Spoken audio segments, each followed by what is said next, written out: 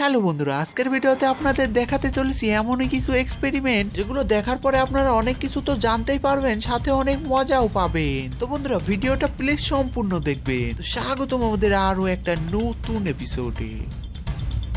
বন্ধুরা, আপনারা কি ভেবেছেন একটা এগকে ভিনেগারে ডোবালে কি হবে? আর এটা দেখার পরে আপনারা অবাক হয়ে যেতে পারেন। বন্ধুরা, যখন ডিমকে ভিনেগারে দেওয়া হয় তখন এটা সারফেসে বুদবুদ হতে থাকে, আর যখন প্রায় 24 ঘন্টা পর এটাকে সাফ করে দেখা হয় তখন এটা কোনো রাবার বলের মতো বাউন্স করতে থাকে।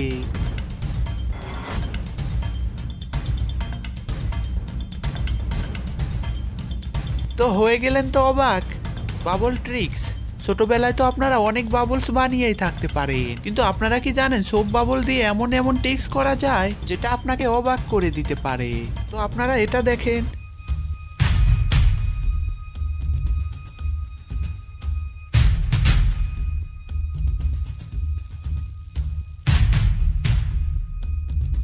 বন্ধুরা, এখানে স্ট্র এর সাহায্যে তৈরি একটা স্কোয়ারকে সোপ ওয়াটারে ডুবানো হয় আর তার মধ্যে বাবল তৈরি হয়ে যায়। তারপরে যখন একটা সুতাকে এর উপরে রাখা হয়, তারপরে বাবলের উপর রেখে একটা স্টিক দিয়ে নাড়া মাত্র সুতা পারফেক্ট গোল আকার নিয়ে নেয়। বন্ধুরা, এখানে আপনারা দেখতে পাচ্ছেন এমন একটা বাবল যার মধ্যে অনেকটাই বড় একটা সার্কেল রয়েছে।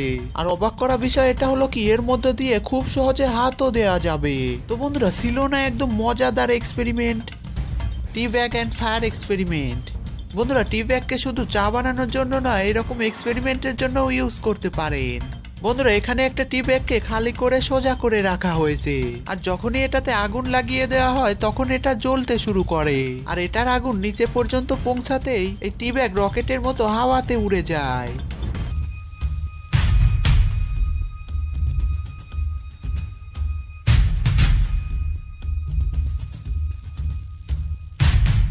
দেখলেন তো কতটা মজার ছিল? Balance using potato. বন্ধুরা, আপনারা তো পটেটো দিয়ে অনেক চিপস এবং ফ্রাইজ বানাতে দেখেই থাকতে পারেন, কিন্তু আজকে আপনাদের পটেটো দিয়ে ফিজিক্সের জ্ঞান দিতে চলেছি। তো সবার প্রথমে তো পটেটোর কিছু কিউব কেটে সেটাকে টুথপিকের সাথে জয়েন করে দেওয়া হয়েছে। তারপরে আধা কাটা পটেটোর সাথে লাগানো টুথপিক এভাবে ব্যালেন্স হয়ে যায়।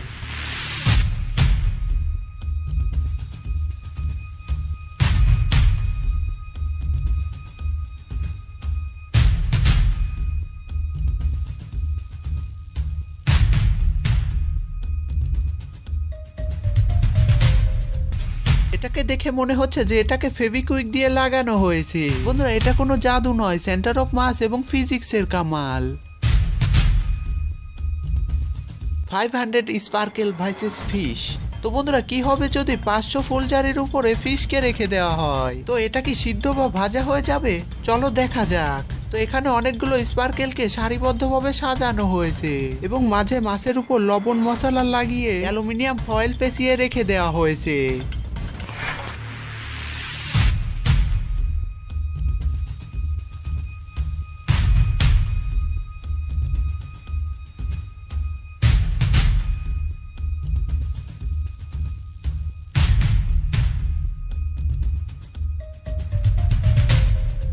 যখনই এটাতে আগুন লাগানো হয় তো এক এক করে প্রায় সকল স্পার্কেল জ্বলে যায়। তারপরে যখন ফয়েল থেকে ফিশকে বের করে দেখা হয় তো এটা সত্যি সিদ্ধ হয়ে গিয়েছে।